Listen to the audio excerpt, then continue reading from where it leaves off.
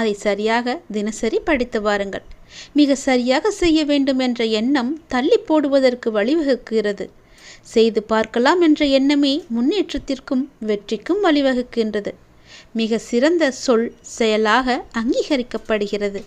கலங்கிய குளத்திலும் தெளிவான நீர் கிடப்பதைப் போல கலங்கிய நேரத்திலும் மனம் கலங்காமல் நீ செயல்பட்டால் வெற்றி உனக்கு உறுதி. உன் மன கட்டுப்பாடு இல்லாவிட்டால் வாழ்வில் எதையுமே உன்னால் சாதிக்க முடியாது என் தங்கமே. அறிவுத்திறன் குறைவாக இருந்த போதிலும் தன்னம்பிக்கையுடன் கூடிய உழைப்பு இருந்தால் எதையுமே நீ சாதிக்கலாம். அதிக தலைக்கணம் மட்டும் கொள்ளாதே. பின் நாட்களில் அந்த பாரத்தையும் நீயே சேர்ந்து சுமக்க வேண்டியிருக்கும். பழகும் எல்லோர் மீதும் பரிதாபப்படுவது ஒரு விதமான பலவீனம். நீயும் அப்படித்தான். எல்லோர் மீதும் அன்பையும் பாசத்தையும் வைத்து உன்னை நீயே பலவீனப்படுத்திக் கொள்கிறாய். உன் பலவீனத்தை பொறுத்து அவர்களும் அதற்கு ஏற்றவாறு நடித்து கொண்டிருக்கின்றனர். போலிகள் யார் என்று தெரியாமலேயே உனக்கு போய்விடும். கஷ்ட நஷ்டங்களை அடைந்த பிறகே மனிதன் அதிக அடக்கத்தையும் பணிவையும் பெறுகிறான். நடந்ததை கடக்கவும் நடப்பதை ஏற்கவும் முடிந்தால் நடக்கப் போவதை யதார்த்தமாக நாம் கடந்து விடலாம். எளிதாகவே கடந்து விடலாம். கிடைத்தது வெற்றி எனில் தோற்றவருக்கு நீ ஆறுதல் கோரு. கிடைத்தது உனக்கு தோல்வி என்றால் வென்றவரிடம் அறிவுரை கேளு. அதனால் நீ எந்த விதத்திலும் குறைந்து போக மாட்டாய், தாழ்ந்து விடவும் மாட்டாய். நிச்சயம் உனக்கு எல்லாமே தெரிய வரும். நாம் மானிட பிறவியாய் பிறந்திருப்பது ஒரு அரிதான விஷயம்.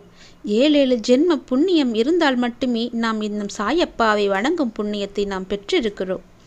அது போலவே மானிட பிறவி மற்ற உயிரினங்களுக்கெல்லாம் ஒரு எடுத்துக்காட்டு. அதன்படி நீ வாழ்ந்து காட்டு. பொழுதுபோக்க வந்த இடத்தில் உங்கள் பொழுதை நீ வீணாக இழந்து விடாதே. அதற்கான நேரத்தை சரியாக பயன்படுத்திக்கொள்.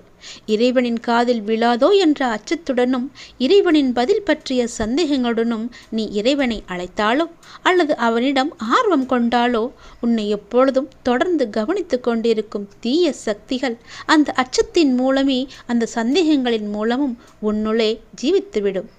உன்னுக்குள் நுழைந்து கேடு விளைவித்துவிடும்.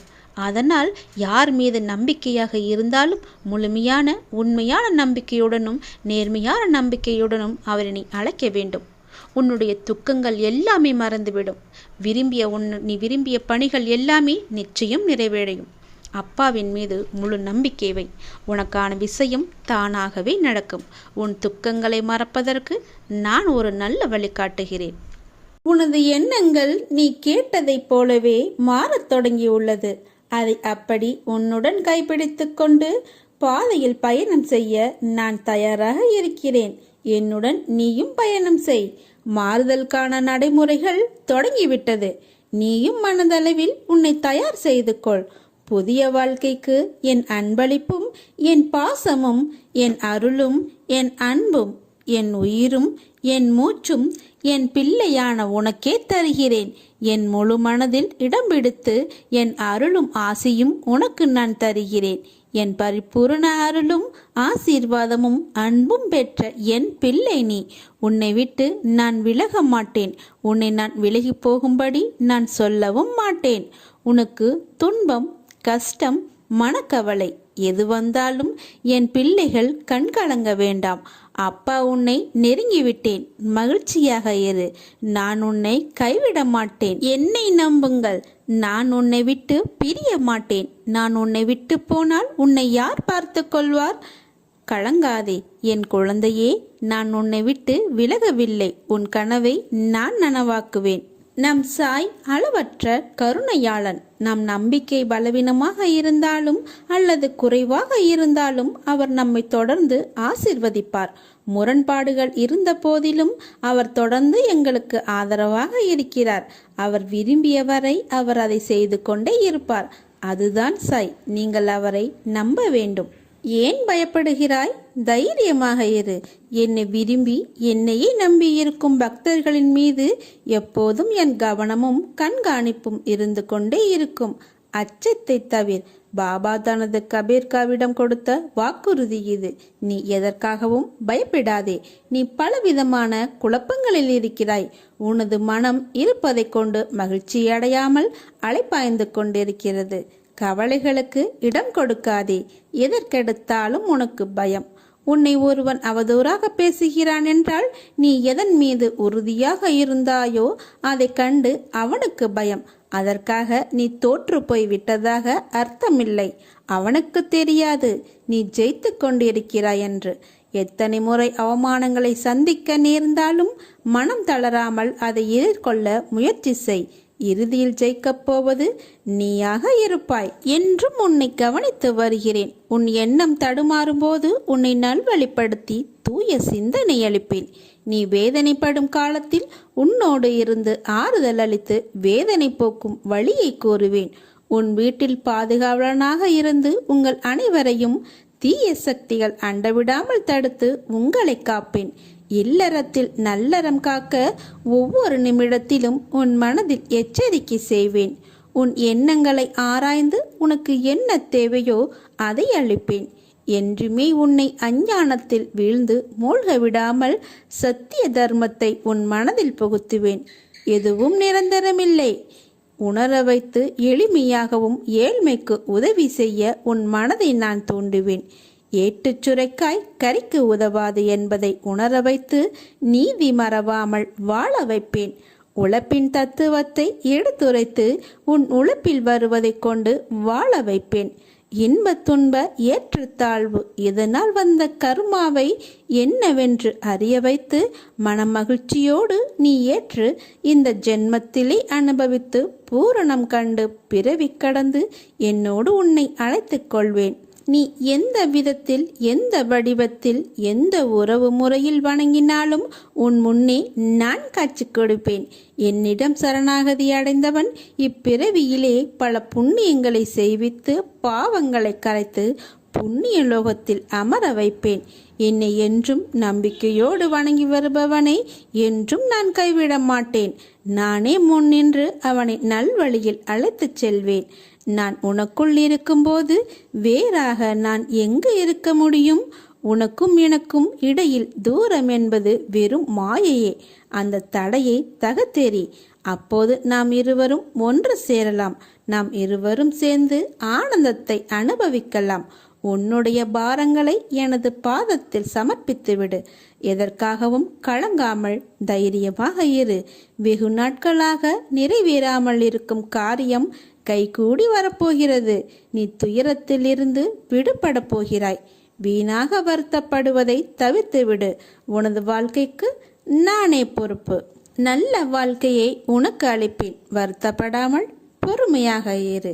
எல்லாவற்றையும் உன் சாயப்பா நான் பார்த்து கொள்கிறேன். எல்லாம் நல்லதே நடக்கும். ஓம் சாய்ராம். ஜெய் சாய்ராம். நேற்று இன்று நாளை என முக்காலங்கள்தான் உங்கள் வாழ்க்கையின் சாராம்சம் அடங்கியுள்ளது. நேற்று நீ கடந்தவை நேர்மறையோ எதிர்மறையோ அவைகள் உன் மனதில் பதிந்து இருக்கும். அவற்றுள் நேர்மறை உன்னில் ஆழமாக பதிந்தது என்றால் உன் மனம் திடமாக உள்ளது. அதன் வழி சரியே என்று அர்த்தம். அதே உன்னை எதிர்மறை நிகழ்வுகள் பதிந்தால் உன் மனம் திடமாக இல்லை, அவற்றில் தவறு என்று சொல் உன்னை ஈர்த்து கடந்த காலத்தை மறக்க செய்யாது. இன்று என்ற நேரத்தையும் அது நிம்மதியாய் வாழ விடாது. இன்று என்பது நிதர்சனமான உண்மை. அந்த உண்மை நீ உணர்ந்து நேற்றைய பொழுதை திருத்தி வாழ முற்பட்டால் நிச்சயம் நிம்மதி என்ற தென்றல் வீசும் உன் வாழ்க்கையில். இன்று என்பது நீ வாழும் இந்த நிமிடம். அடுத்த நிமிடம் என்ன நடக்கப் போகிறது என்பது உனக்கு தெரியாது. அப்படி இருக்கையில் என்றோ நடக்கப் போகும் இருப்பு நிகழ்வுகளை இப்போது நினைத்து கனவு காண்கிறாயே. உன்னை கனவு காண வேண்டாம் என்று உன் சாய்தேவா சொல்லவில்லை. ஆனால் அந்த கனவானது உன் வாழ்க்கைக்கு உத்வேகம் உடையதாய் அமைய வேண்டும். உன்னுள் ஒரு எழுச்சியின் தீபந்தமாய் அமைய வேண்டும். உன்னை மேலோங்க செய்யும் அளவிற்கு உன் நாளைய கனவின் சிந்தனை இருக்க வேண்டும். அப்படி இருந்தால்தான் உன் இன்றைய எண்ணும் நேரம் சத்து உள்ளதாய் இருக்கும். வாழ்வில் திருத்தி எழுத உதவும் ஒரே காலம் இன்று என்ற நேரம்தான். உன் நேற்றும் சரி நாளையும் சரி. அதனால் இன்றைய நேரத்தை உனக்கு கொடுக்கும் பொற்காலமாக பார். உன் நிமிடங்கள் உனக்கு பெரிதாகும். பூவை நான் படைத்தேன், ஆனால் அதை மண்ணில் இருந்து நேரடியாக படைக்கவில்லை. வேரின் ஊக்கமாய் இலையை தூணாய் பூவை தாங்க படைத்தேன். அதை போலவேத்தான் உன் நாளைய பொழுது என்பதை தாங்க நேற்று என்ற வேரை இன்று என்ற இலையை பசுமையாய் உணர்த்த சில பேர் சில சூழ்நிலைகளை உனக்கு காண்பித்தேன்.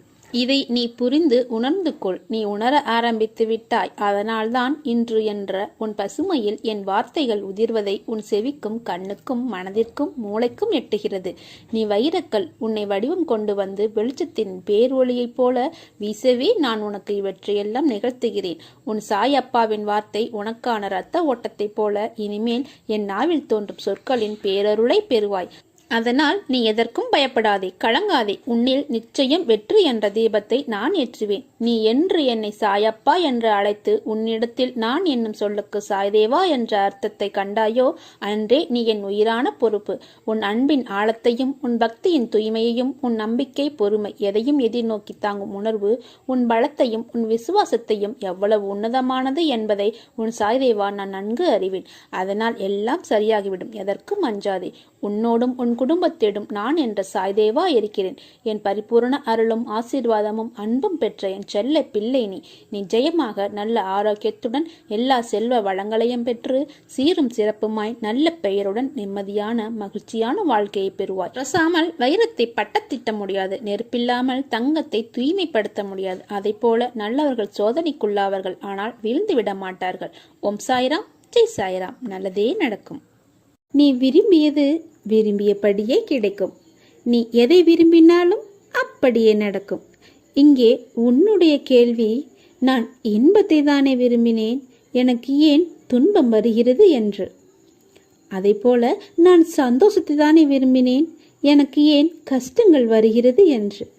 இதற்கு என்னுடைய பதில் என்ன தெரியுமா? சொல்கிறேன், நன்றாக கேட்டு புரிந்து கொள். நீ விரும்பியது விரும்பியபடிதான் நடக்கும். உனக்கு மட்டுமல்ல, மனிதர்கள் எல்லோருக்குமே விரும்பியது நடக்க வேண்டும் என்று நினைக்கிறார்கள். அப்படித்தான் இருப்பார்கள். ஆனால் நீங்கள் விரும்பும் விஷயத்தில்தான் தவறு இருக்கிறது. புரிகிறதா? புரியவில்லையா? சொல்கிறேன், நன்றாக கேட்டுக்கொள். ஒருவன் கஷ்டப்பட்டாவது முன்னேற வேண்டும் என்று நினைக்கிறான். எனவே அவனது முன்னேற்றத்தில் அவன் விரும்பிய கஷ்டத்தை அனுபவிக்கின்றான். இன்னொருவன் தனது முதுமை காலத்திற்காக பணத்தை சேமிக்கிறான். எதற்காக என்று போய் அவரிடம் கேட்டால், முதுமை காலத்தில் ஏற்படும் நோய்களுக்காகத்தான், அதன் மருத்துவ செலவுக்காகத்தான் நான் இப்போதே பணத்தை சேமித்து வைக்கிறேன் என்று கூறுகிறார். அவன் விருப்பப்படியே முதுமை காலத்தில் நோய்களை அனுபவிக்கிறான். அவரை போல இருக்க வேண்டும், இவரை போல இருக்க வேண்டும் என விரும்புகிறார்கள். ஆனால் அவரும் இவரும் வெளி தோற்றத்தில் நன்றாக எந்த குறையும் இல்லாதது போலத்தான் இருக்கிறார்கள். ஆனால் அவர்களுடைய உள்மனதில் படும் கஷ்டங்களும் வெளி உலகில் காணாமல் காணும் துயரங்களும் அவரை போல இவரை போல இருக்க வேண்டும் என விரும்பிய அவனும் அவர் துன்பத்தையும் இவர் துன்பத்தையும் அவன் விரும்பியபடியே அனுபவிக்கிறான். சொல்வது புரியவில்லையா? நாம் யாரை, அவர் நன்றாக இருக்கிறாரே, இவர் நன்றாக இருக்கிறாரே, நாமும் அது போல வாழ வேண்டும் என்று உங்கள் மனதில் எண்ணம் தோன்றுகிறது அல்லவா? ஆனால் அவர் வெளி உலகில்தான் நன்றாக இருப்பது போல தோன்றும். ஆனால் அவர் பட்ட கஷ்டங்கள் அவருக்கு மட்டும்தான் தெரியும். அதனால்தான் அவரை போல இருக்க வேண்டும் என்று நினைப்பவர்கள் அவருடைய கஷ்டங்களையும் சேர்த்து நீங்கள் அனுபவிக்க வேண்டும். அவரை போல நீங்கள் இருக்க வேண்டும் என இது விரும்பியதுதானே? அதுபடிதான் நீ விரும்பியபடியே உங்களுக்கு நடக்கும். நான் எப்போதும் எல்லா சூழ்நிலையிலும் சந்தோஷமாக இருக்க வேண்டும் என நினைக்கும் ஒருவர் அவர் விருப்பப்படியே சந்தோஷமாக வாழ்கிறான். அது இருந்தால்தான் சந்தோஷம், இது இருந்தால்தான் சந்தோஷம் என விரும்பும் ஒருவன் அதுவும் இதுவும் கிடைக்கும் வரை தன்னுடைய சந்தோஷத்தை ஒத்திவைத்தே வாழ்க்கையை அனுபவிக்கிறான். பிச்சை எடுத்துதான் பிழைக்க வேண்டும் என கூறும் மனிதன் பிச்சை எடுத்துதான் ஆக வேண்டும். இவ்வாறாக மனிதன் எல்லா நன்மையிலும் ஒரு தீமையை உட்புகுத்தி அதை விரும்பவும் ஆரம்பிக்கின்றான். விருப்பப்படி விரும்பியபடி இருப்பதுதானே இன்பமாகும். நீ எதை விரும்புகின்றாயோ, எதை நோக்கி உன்னுடைய எண்ணங்கள் பாய்கின்றதோ அதுவே இங்கு நடக்கின்றது.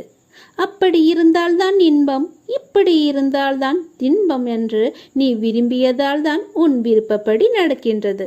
ஆனால் நீ விரும்பியது நடக்கும்போது அது இன்பமாகவே நீ உணர்வதில்லை.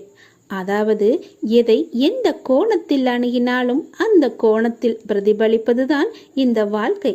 எனவே நீ மாற்றிக்கொள்ள வேண்டியது உன் விருப்பத்தை அல்ல, உன்னுடைய சிந்தனைகளை. சற்று சிந்தித்து பார்த்து உன்னுடைய விருப்பங்கள் எல்லாவற்றையும் எதிர்மறை வார்த்தைகளை புகுத்தாமல் நேர்மறையான எண்ணமாக மாற்றிக்கொள். கஷ்டப்பட்டுதான் முன்னேற வேண்டும் என்பது உன் விருப்பம். நிச்சயம் முன்னேறலாம் என நினைத்துக்கொள்.